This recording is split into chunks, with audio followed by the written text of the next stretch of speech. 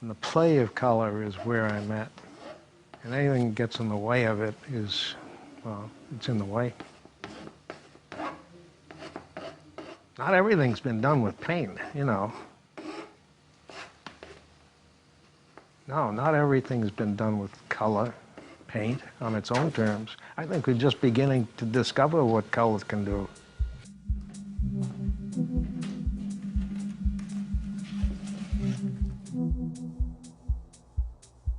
These are what I used to paint with, and this is my palette. Colors that I want, basic 3 maybe, or 4, that I want to see together, see what happens when I intermix them. God, nice juicy color. It's a combination of serenity and excitement. You stare into a fire, same thing. We've all had that experience, where you just sort of lose yourself in it. I want my paintings to do that.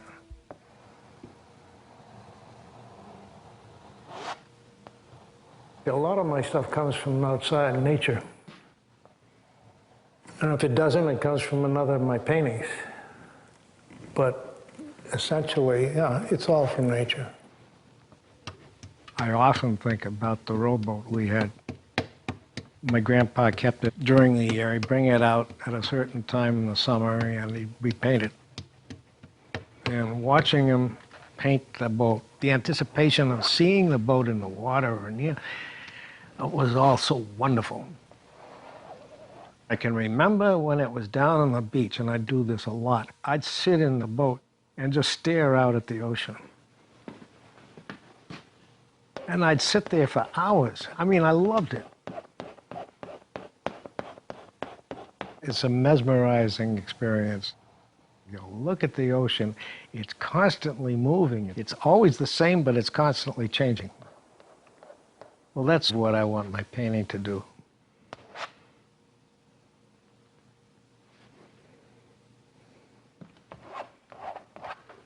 I spend a long time on the palette, put the stretch canvas on the wall. I get familiar with it as a blank, empty space. And then I go and I play with the color. I was very conscious of working with landscape, with those first large, vast paintings. Sky, earth, horizon. When the color finally began to take over, I said, I don't need it. I mean, it's in my way. To hell with the landscape. And then I start painting, and then I work it until the colors begin to do something. And I'm never conscious of what happens. It's just that I want to see these in a painting. I want to see these colors together.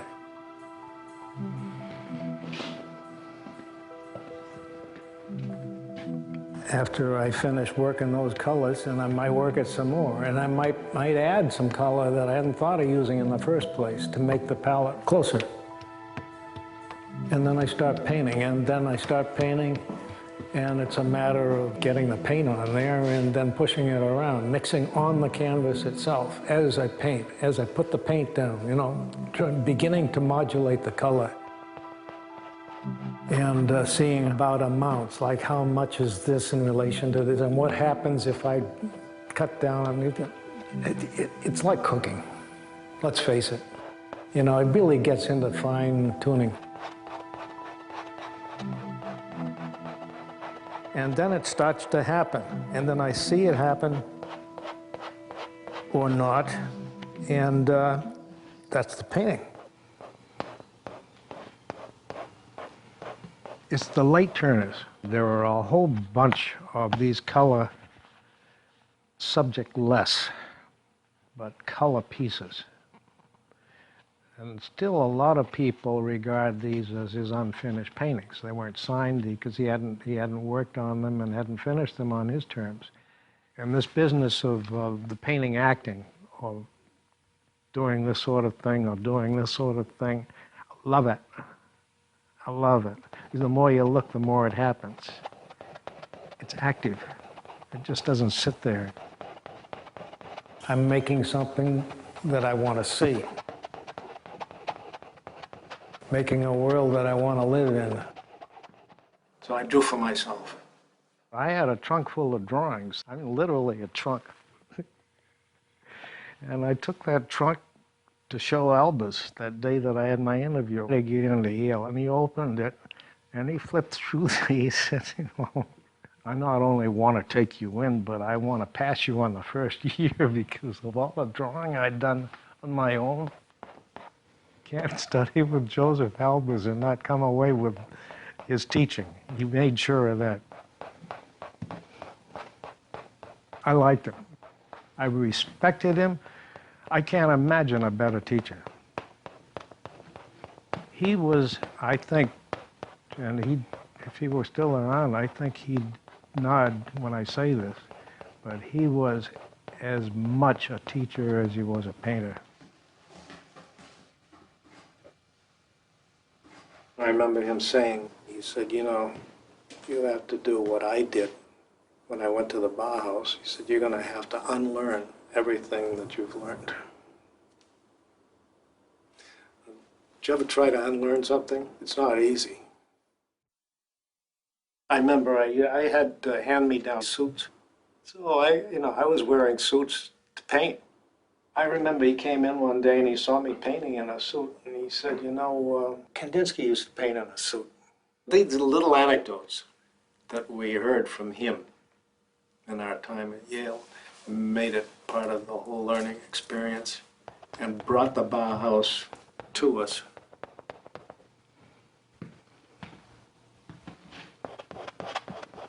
When I say he taught me, that's what he taught me. He taught me, and he always used to say, "I open eyes." Well, that's exactly what he did. I mean, I learned to see objectively because of him.